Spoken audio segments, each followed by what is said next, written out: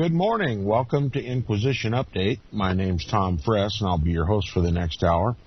I wish to continue our reading and discussion of the book Codeword Barbelon, the second book in the series called Codeword Barbelon. This one is subtitled, Antichrist is a Woman Alive and Well Again, speaking of the Roman Catholic Church, the Scarlet Harlot, the woman who rides the scarlet-colored beast of Revelation chapter 17, that synagogue of Satan, headed up by its so-called vicar of Christ, the son of perdition, that which was prophesied to come in the Scriptures. P.D. Stewart writes the most comprehensive dissertation expose of this Roman whore and the beast upon which she rides of any other book published today. Highly recommend this book, Codeword Barbelon. You can go to my website and click on the links to the books, and it'll take you to the website where you can purchase them. And you can find these books at any good Christian bookstore. And we're currently discussing the chapter in the book entitled Rerum Novarum, Catholic Social Justice, the Unseen Hand. And we're talking about papal encyclicals that focus on the necessity, the so-called necessity, of observing the first day of the week, so-called the Lord's Day, so-called the Sabbath, as a matter of salvific issue, as a matter of economic and social security. This New World Order has a centerpiece, and the centerpiece of the New World Order is the universal observance of the Pope's Sabbath, Sunday, the day always worshipped by every pagan religion, particularly that religion that was dedicated to the worship of Baal, the sun god. Sunday, the venerable day of the sun. It's characteristic of every pagan religion in the world. And, of course, now my Christian friends are going to be offended because 99% of them observe Sunday and think it's the Lord's Day and think it's the Sabbath, but it's not. History clearly records, and the Roman Catholic Church proudly boasts, that it was she who changed the sanctity of Sabbath to Sunday. Sunday is not the Sabbath day of the Lord. It is not the Lord's Day. It is the Pope's Day. It is Baal's Day. And we don't shy away from that type of controversy here on Inquisition Update. The truth is all we seek. We don't seek fame or popularity or a large following, only those who truly seek the truth. And we don't broach these subjects just for the sake of controversy. I hate controversy, if you want to know the truth. But my life is surrounded with controversy. And I can't, for the sake of peace, ignore these controversies which are of biblical import. And so we'll continue on our discussion about Sabbath, and I want to warn my listeners that even as I read this book by P.D. Stewart, who is a Saturday observer, believing that Saturday is the biblical seventh day, innocently and honestly believing that Saturday is the seventh day or the Lord's Day. Your host is taking into consideration that at the time the Sabbath law was given, the days of the week weren't named. There was no Julian calendar. There was no Gregorian calendar. The days of the week were not named. And so there must have been some other way of determining what day was the first day of the week.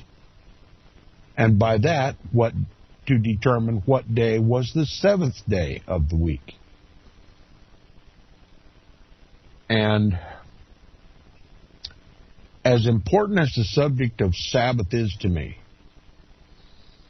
I confess to my listeners that I have not spent the time that the subject demands, that the subject deserves, to discover how Sabbath is accurately, biblically, scripturally determined. I will only say this, that I am currently, and have been for approximately 4 or 5 years, been a Saturday observer, believing honestly and innocently that that is the seventh day. Anyone can look at a calendar and see that Saturday on the calendar, the Gregorian calendar, the seventh day. And I would have no reason to even consider another day than Saturday as the Sabbath, were it not for the fact or the realization, the recent realization, that the calendar that we observe today is a papal calendar. And I know that the papacy is simply the continuation of the priesthood of Baal. Sun worship. Now, I have to answer not to my listeners, but to my God. And I hope to answer rightly when it comes to the issue of Sabbath. But until I'm convinced in my heart from the Scriptures, after having devoted the ordinate, the necessary, the worthy time it takes to thoroughly study the Scriptures to find out the truth about Sabbath, I continue to be a Saturday observer, having abandoned the venerable day of the sun, the Pope's Day. But considering that until I thoroughly investigate the Scriptures and come to a scriptural understanding of Sabbath, I may yet, as a Saturday observer, be in error. And so, as a rule on Inquisition Update, until I am satisfied in my heart from the Scriptures, without any interference from anyone else, what day is the Sabbath day and how is it determined, I avoid this subject because I don't feel qualified and comfortable to teach anymore about Sabbath.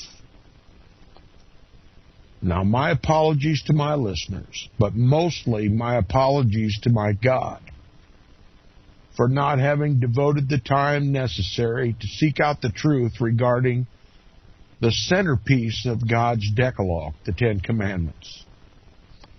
Sabbath belongs to God. It was His institution. He never authorized any man to change one jot or one tittle of His law. God is the lawgiver, and any man who steps forward and thinks he can autonomously change God's law is in grievous error and has marked himself with the mark of Antichrist. So this is a very important subject to me, and it's not one that I take lightly, and it's not one I want my listeners to take lightly. But as I continue reading this book, a book that puts forward Saturday as the seventh day, your host is ambivalent about it.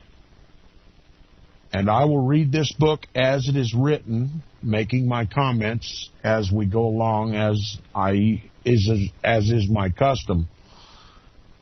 But I don't advocate as strongly Saturday observance as I used to, because I'm beginning to comprehend that the observance of a lunar-based Sabbath has merit in the Scriptures. And until I'm decided on it, I'm going to just trust the Lord and pray that I be given peace and an opportunity to thoroughly sit down with the Scriptures. And as circumstances continue to develop in my own personal life, I may well find the necessary time it's going to take to search out the truth about Sabbath, whether I like it or not. I'm going to continue now, backing up a paragraph or two for continuity purposes, beginning this next section of the chapter. It's entitled A Day to Synchronize Society. Now, the papacy, through these papal encyclicals, Rerum Novarum and another one whose name escapes me right at the moment, it'll come along as we read in the book, puts forward the necessity of Sunday observance as a remedy for the ills that are besieging the world today. The papacy is trying, by the back door, as she always does, through the government, to impose Sunday observance on all the people, putting himself in the place of God, trying to impose his law upon mankind, contrary to the Scriptures. And I hope this will become apparent. If you have any comments or questions, you may contact me by email at tom@seawaves.us. That's tom@seawaves.us. Now, back to the book. A Day to Synchronize Society. The reason given for seeking this Sunday rest legislation is, as they say, quote, to enhance the protection of workers' health and the reconciliation of work and family, unquote. So they're putting some pretty high importance on this Sunday observance legislation, but they're not attributing the glory to the Roman Catholic Church per se. It's a backdoor way of getting the world to acknowledge the Pope's perversion of God's law, Sunday observance. And they're putting it in terms of workers' health and concerns of family, social issues. And what we're doing, in reality, this Sunday observance is just the part of, rather the centerpiece of the imposition of Roman Catholic social justice in this country. That's what we've been talking about all along in this chapter.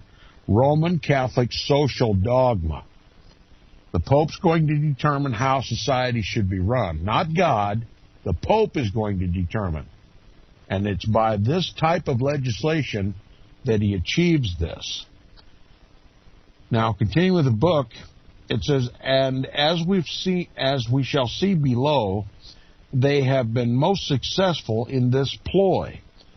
They have the support of many prime ministers, including Thomas Mann and Patrizia Toya, but we should expect nothing less from the sly, cunning, deceptive, tricky, wily old papacy. The First Amendment, 6A, called for by COMECE, states, quote, the likelihood of sickness in companies that require staff to work on Sundays is greater than in companies that do not require staff to work on Sundays. To reconcile work and family, to establish and maintain social ties, and to pursue their spiritual needs. Sunday, as the traditional weekly rest day, contributes to the objectives more than any other day of the week, unquote.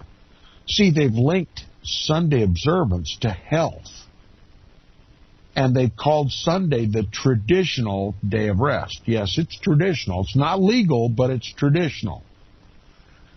It says, if accepted, this would have, in effect, reintroduced the previously annulled second sentence of the article 5.2, which originally called for Sunday observance, which was rejected initially. So they're trying once again to get Sunday observance to be a part of this new Constitution. It says, To support their recommendations, the bishops, and we need to understand these are Roman Catholic bishops, commissioned a number of studies which they say, quote, give strong support to the argument that a free Sunday, in other words, a rest day on Sunday, is of unparalleled importance for the health of the workers, unquote. One study even went so far as to say that working on Sundays in the 21st century is, quote, working unsociable hours, unquote. So it's contrary to Roman Catholic social dogma. That's what they're telling you. That the working on Sunday is not going to be compatible with the 21st century. The Pope has claimed the 21st century as his new day. And Sunday observance is the centerpiece of the Pope's rule on the world. It's called the New World Order. And they're denouncing working on Sunday as being detrimental to the health of the human being. And they're blasting it as unsociable hours to be worked on Sunday. Now, Dr. Michael, this is where we left off last time. Dr. Michael Schluter, CBE, founder of the Jubilee Center, and the, quote, Keep Sunday Special campaign, unquote. Yes, there's a special campaign to keep Sunday holy, as they say, says that, quote, to introduce a weekly shared day off does not require that the majority of society are Christians, because he says the physical, mental, and relational health benefits of a weekly day off have been widely researched, unquote. He then makes this most unfounded and unintentional alarmist statement saying, quote, family and community solidarity will become increasingly dysfunctional, leading to high levels of unemployment, unsustainable demands on schools, hospitals, and social services, and an increasingly angry, disillusioned, and frustrated electorate. The door will be open for authoritarian politicians of the left and the right with an agenda of savage repression to maintain social order. Rather than wait for these sinister alternatives to emerge, Christians need to read the signs of the times. To protect society for the well-being of our children and children's children, the time to press for radical economic and social reform is today, unquote.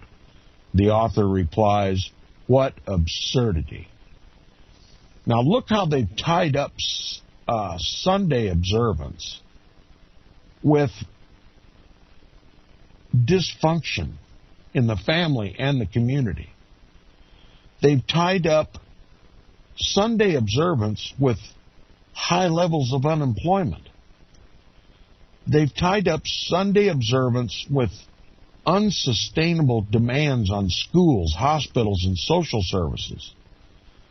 They've tied up Sunday observance with increasingly angry, disillusioned, and frustrated people.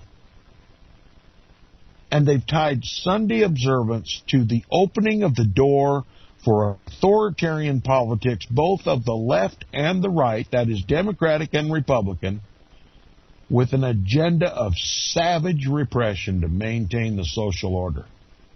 You see how they're blowing Sunday up and saying what the consequences will be if Sunday is not observed? They're literally telling us from this statement what they intend to foment if their Sunday agenda is not adopted as law in the EU and in the United States Constitution. They're openly telling us that what is going to result is chaos, family and community upheaval, high levels of unemployment, unsustainable demands on schools, hospitals, and social service, that is, the necessary services as they've made them to be, and the increasing anger, disillusionment, and frustration of the people. And they're already predicting that authoritarian politicians will use savage repression to maintain the social order. Do you comprehend what's really behind all this? They're telling us what they're going to do to justify the imposition of Sunday observance on the world. Order out of chaos. They want Roman Catholic social order, Roman Catholic social justice. And if they don't get it, if Christians don't respond and read the signs of the times and implement radical reforms, then these are the things that are going to befall society. Sunday observance is a demand of the Pope, or else. And now we know what else is. Now, Dr. Schluter is right about one thing, though. There are indeed signs of the times. For as one author warned many years ago, quote, to secure popularity and patronage, legislators will yield to the demand for a Sunday law. And so the European Commission will be, and indeed already has been, presented with a new draft of the Working Time Directive. That's just cover terms for the Pope's Sabbath, that includes a redraft provision stipulating Sunday should, in principle, be the weekly rest day for European workers. If these Catholic bishops and their political allies succeed in this venture, the Roman Catholic Church may well take pride in her heaven-daring boast, quote, not the creator of the universe, as in Genesis chapter 2, verses 1 through 3, but the Roman Catholic Church can claim the honor of having granted man a pause to his work every 7 days. He's usurping the throne of Almighty God just by changing the Sabbath from the seventh day to Sunday. He has no authority to do it. No flesh and blood has any authority to change God's law. More than that, he has no authority to impose another Sabbath on God's Sabbath-observing people, God's obedient people. Clearly, he is Antichrist. He thinks to change times and laws. He can only think to change times and laws because only God can change times and laws. Because he is the timekeeper and he is the lawgiver. And he shares his throne with no one. The author continues, he says, on December of 2009, Germany's highest court decided to strictly enforce Sunday as the official national day of rest by banning Sunday shopping, agreeing with the quote-unquote labor unions and the churches. You can tell the labor unions and the churches are in bed together, to ring-fence Sunday as the day off for the nation. That is, to put a hedge around Sunday, to elevate Sunday to a high day of veneration, a legal holiday for the nation. That's what the objective is all about. It's all about Sabbath with the Pope. 2 papal encyclicals have been written, and yea, more has been written by the Roman Catholic Church about the importance of observing not God's day, but Antichrist's day. On December 2009, Germany's highest court decided to strictly enforce Sunday as the official national day of rest by banning Sunday shopping, agreeing with the labor unions and the churches to ring-fence Sunday as the day off for the nation.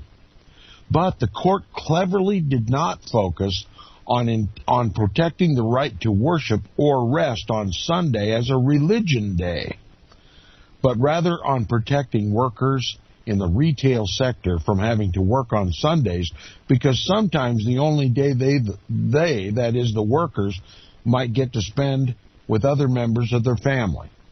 So This highest court in Germany has cleverly tried to impose Roman Catholic canon law, Roman Catholic social justice, the Pope's Day, Sunday, not the Lord's Day, the Pope's Day, as the official day off in Germany, and then tactfully, very cautiously, put the blame on the health of the workers instead of putting the onus where it belongs, right on the papacy, right on the Roman Catholic Church, the biblical Antichrist.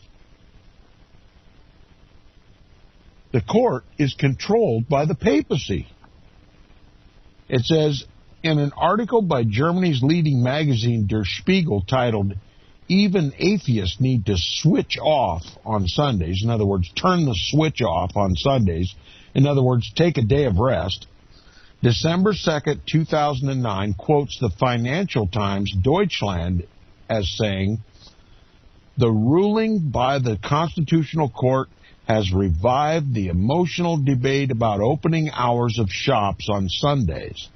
That alone is annoying, but even more annoying is that its strong emphasis is on the religiously based day of rest on Sunday." So this news outlet is even more honest than the court and saying clearly there is a religious objective in all of this. The quote continues, "It seems an anachronism for the country's highest court to use retail, of all things, to save the day of rest," unquote. So the cat's out of the bag. This isn't about workers' health. This isn't about having shops open on Sunday. This isn't about the rights of the workers. This is about imposing Roman Catholicism on Germany. Now, in support of the court's ruling, however, the center-left Süddeutsche Zeitung wrote, quote, "The judgment," meaning the decision of the court, "sounds antiquated, maddeningly unmodern, and pretty patronizing." Patronizing to whom? Yet the ruling is humane.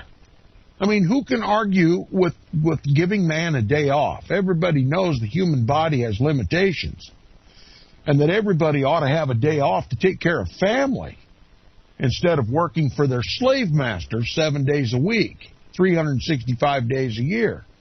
So who's going to argue rationally about denying mankind a day of rest? All right? And it says, it may sound old-fashioned, but it is still correct. Sunday is Sunday because it is unlike other days, they say, and the author asks the question, why is that, we may ask? Süddeutsche Zeitung continues, quote, "This is not about tradition or religion or a social heritage. Sunday is more than just a day off for individuals. It is a day to synchronize society. That is what makes it so important," unquote. Yes, the wily old papacy is at it again, says the author. And not to be outdone, the left-leaning Die Tageszeitung, based in Berlin, writes, quote, "Sunday as a day off is a great gift. The treadmill is closed for 24 hours. The court has given relaxation, rest, and spiritual elevation precedence over the thirst for profit and the right to a consumer fix. However, it made it clear in its ruling that Sunday was not just for those who wanted to practice their religion undisturbed. It is also to play cards, go for a walk, or simply to laze around. After all, even the strictest atheist needs the switching off that Sundays allow." So the Pope's not going to make any exceptions for atheists. Even atheists, whether they know it or not, whether they like it or not, are going to be forced to observe the Pope's Day. Now, this has been a long time coming. In 1998, the Sunday Times published an article titled, quote, "Pope launches crusade," key word there, "Pope launches crusade to save Sunday," recorded in the Sunday Times, May 7th, 1998. Notice the choice of the word crusade. The first crusade was launched in 1095 by Pope Urban II. That crusade saw waves of Roman Catholic pilgrims and soldiers embarking for the Holy Land, the quote-unquote Holy Land, to begin an era of conquest. As that's what the beast is all about. That's what the whore riding the beast is all about, conquest. And it says, if the Pope's apostolic letter on Sunday, sanctity, is anything to go by, then we may expect worse than crusades. In that papal letter, Pope John Paul II repeatedly asked for civil legislation, in other words, the government, to enforce the, quote, duty to keep Sunday holy, unquote. Yes, the duty. That means the requirement to keep Sunday, the Pope's day, holy. The Pope said, quote, when through the centuries she has made laws concerning Sunday rest, the Roman Catholic Church has had in mind above all the work of servants and workers, certainly not because this work was any less worthy when compared to the spiritual requirements of Sunday observance, but rather because it needed greater regulation to lighten its burden and thus enable everyone to keep the Lord's Day holy. In this matter, my predecessor, Pope Leo XIII, in his encyclical Rerum Novarum, spoke of Sunday rest as a worker's right. That's the Roman Catholic Church determining what the worker's rights are. It says the Sunday rest as a worker's right, which the state, the government, must guarantee. Therefore, also in the particular circumstances of our own time, Christians will naturally strive to ensure that civil legislation respects their duty to keep Sunday holy. Now, let me interpret that for you, if you don't understand Pope speak. When the Pope talks about Christians, he's talking about Roman Catholics, okay? Because anyone other than Roman Catholics to the Pope is a heretic, a schismatic, and a liberal, and is to be exterminated when the opportunity presents itself. He says, therefore, also in the particular circumstances of our own time, Christians, in other words, Catholics, will naturally strive to ensure that civil legislation, that is the government, respects their duty to keep Sunday holy.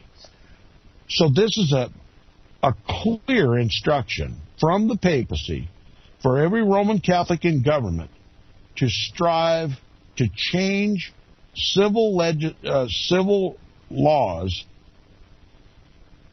so that they respect or enforce the observance of Sunday. Now, this is a papal encyclical, a pastoral letter from the Pope. This is authoritarian, autocratic. It's not to be questioned. It's just simply to be implemented. And that's precisely what they're doing in the EU. That's precisely what they did in Croatia. And that's what they're going to do in the United States of America, unless God's people wake up. Now, on October 1st, 2006, the Catholic Commission for Social Justice of Trinidad and Tobago published a paper entitled The Dignity of Work, Rest from Work by Nadine Bushell, member of the Catholic Commission for Social Justice. The views of the Trinidad and Tobago Commission for Social Justice on the issue of Sunday rest is reflective of the Roman Catholic Church's position worldwide. Paragraph 3 of the paper states, quote, the social doctrine of the Roman Catholic Church indicates that, quote, rest from work is a right. And they even cited another papal encyclical called Gaudium et Spes. As God rested on the seventh day from all the work which he had done, see Genesis chapter 2, verse 2, so too men and women created in his image are to enjoy sufficient rest and free time that will allow them to tend to their family, cultural, social, and religious life. And again, she cites Gaudium et Spes, unquote. However, quite oddly, the next sentence says, quote, the institution of the Lord's Day, and by that they mean Sunday, not the seventh day, contributes to this, and then cites the Catechism of the Catholic Church as the authority.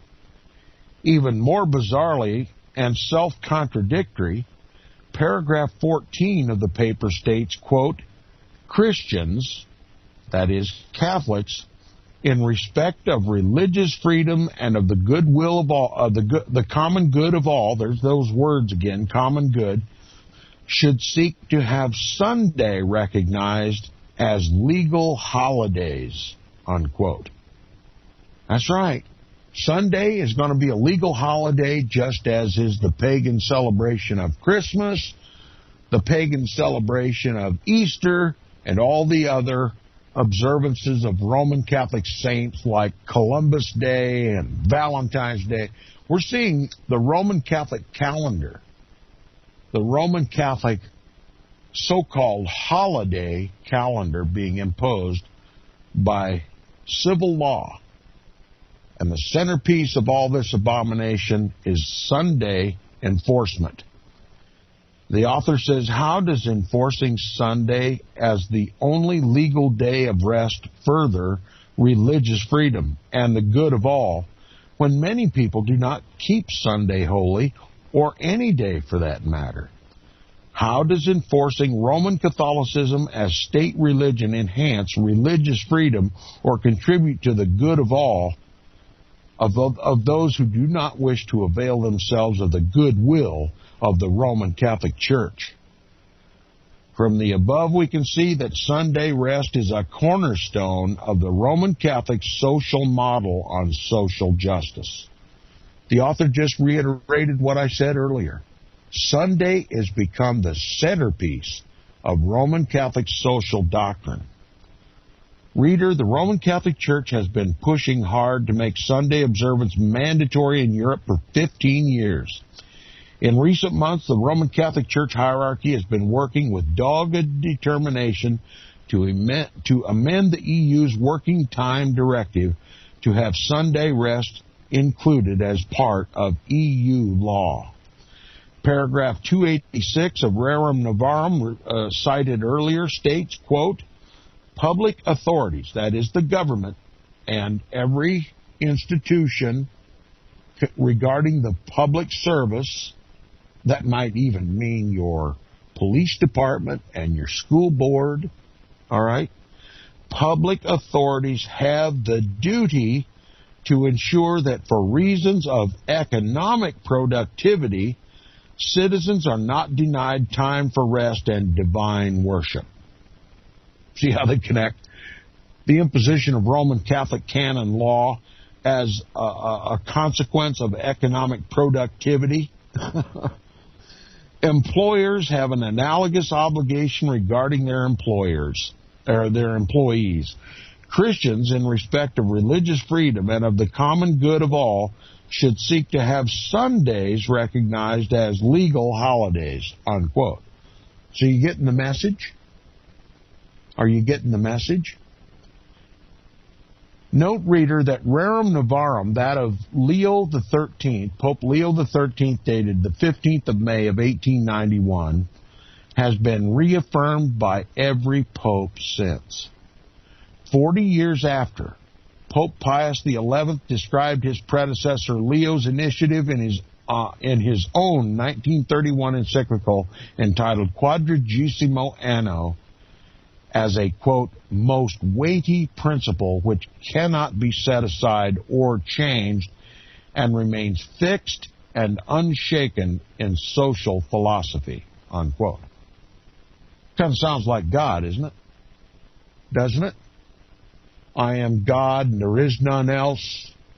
My God said the seventh day is the Sabbath, but the Pope says, no, my Sunday is a weighty principle and cannot be set aside or changed, and it remains fixed and unshaken in social philosophy. Clearly, the Pope is putting himself in God's throne. And that's exactly what Lucifer tried to do, isn't it? It's Lucifer's church. It's Satan's church. And the world calls it Christianity. And Centesimus Annus, an encyclical by Pope John Paul II of 1991 on the 100th anniversary of Rerum Novarum, urged, quote, the state, that is the government, the state must guarantee to the worker the exercise of his freedom, the need for Sunday rest, and to the worship of God. In this regard, one may well ask whether existing laws and the practice of industrialized societies effectively ensure in their own day the exercise of this basic right to Sunday rest, unquote. Centesimus Annus, dated 1991, page 21 and 22. So this author's correct. Every pope since Rerum Novarum, Leo XIII, has endorsed and promoted and deemed essential the observance of Sunday. Sunday's very important to Lucifer. He wants to have his venerable day of the greatest luminary in the heavens, the sun, worshipped, just like did the priests of Baal. Now, the current pope is also a strong advocate of the revival of Sunday laws by the state, that is, by the government, and has been harping about it as well. At a Mass on September the 9th of 2007, Pope Benedict XVI declared, quote, listen to this, without Sunday worship, we cannot live, unquote. The Pope went on to state that Sunday rest was a quote-unquote necessity for all people. And the previous Pope, John Paul II's apostolic letter, Deus Domini, dated 1998, paragraph 729 states, quote, in celebrating Sunday, the Christian is led towards the goal of eternal life, a necessity for all people. The Roman Catholic Church makes Sunday observance a salvific issue. Now, why Sunday? As I said earlier in this chapter, Sunday is a weekly rest day, was initially enshrined into European community law, but was annulled by the European Court of Justice on the 12th of November of 1996 after a legal challenge from the once democratic, and I'll add the word Protestant bastion, the United Kingdom. That is England. Protestant England raised the objection to Sunday observance for Europe. And it says, when we read the above-mentioned encyclicals together, it becomes clear that Sunday sacredness is not only a necessity for all the people, but as far as the Roman Catholic Church's dogmas are concerned, it is essential to obtaining eternal life and must be universally enforced on all the people for their own good. Welcome to the New World Order. Yet astonishingly, or perhaps not, although continually calling on the state to enforce Sunday laws, the Roman Catholic Church admits that the seventh day is the true day of rest given by God. On paragraph 41 of Rerum Novarum, Pope Leo, ironically, after citing Exodus chapter 20, verse 8, and Genesis 2, verse 2, said, quote, Sunday rest is a rest sanctioned by God's great law of the ancient covenant. Remember, thou keep holy the Sabbath day. After the creation of man, he, that is God, rested on the seventh day from all his work which he had done, unquote. So first, the Pope refers to Sunday as the law of the ancient covenant, but then states that the seventh day was in fact the day on which God rested from all his work, thereby conceding the seventh day, not the first, was the original Sabbath of the ancient covenant. We note, too, that the great Cardinal Gibbons boldly asserts, quote, if Protestants would follow the Bible, they should worship God on the Sabbath day.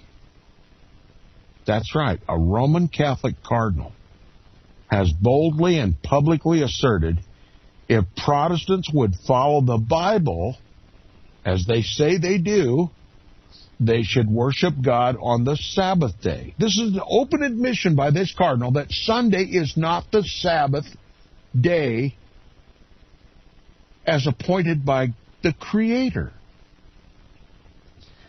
And he says, mark it well, reader, this eminently respected cardinal refers to Saturday, says this author, the seventh day of the week, as the Sabbath day. So which day is the Sabbath, the true Lord's day? According to Cardinal Gibbons, in Faith of Our Fathers, page 11, quote, you may read the Bible from Genesis to Revelation, and you will not find a single line authorizing the sanctification of Sunday, unquote. So if Sunday is not the sanctified day of the Bible, how did it become holy, sacred, essential, and a safeguard demands dignity, and I will add the words health, security, and wealth, or a necessity for all the people? Consider the following admission by a Roman Catholic convert's catechism. It asks the question, which is the Sabbath day? Answer, Saturday is the Sabbath day.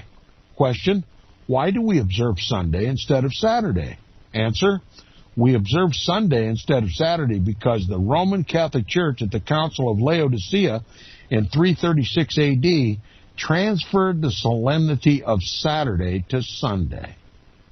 Question, why did the Roman Catholic Church substitute Sunday for Saturday? Answer, the Church substituted Sunday for Saturday by the plenitude of that divine power. They claimed the power to change God's law. Now, the same admission is found in Dr. Keenan of Dundee's controversial catechism, Protestantism Refuted, on page 108. Read next the Catholic Universal Bulletin, quote, the Church, that is the Roman Catholic Church, changed the observance of the Sabbath to Sunday by right of the divine and infallible authority given to her by her founder, Jesus Christ.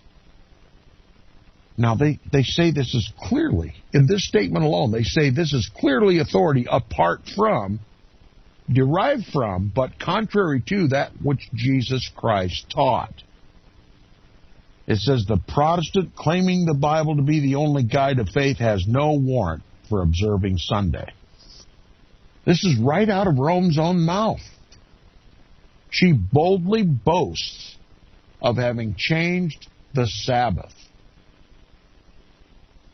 Are we to follow this example? Now, I admit to all my listeners that for 50 years of my life I observed Sunday thinking, as do most Christians today, that Sunday is the Sabbath, when clearly it's not. Clearly, Sunday is not the Sabbath day of the Lord my God. And it's time for Christians to take God more seriously, to take His law more seriously, to take His Sabbath more seriously. And if you might permit me just a bit of hypocrisy, to devote the time necessary to study the Scriptures, to determine from the Scriptures and the Scriptures alone what day is the Sabbath and how is it determined and how is it to be observed. And if you don't think that question is important, then how place you so much importance on the other 9 commandments? That's the question I have for every Christian. If you wouldn't commit adultery, if you wouldn't swear, if you wouldn't kill, if you wouldn't covet, if you wouldn't worship and bow down to images and idols, or worship another god, why, in God's name, would you keep the Pope's Sabbath?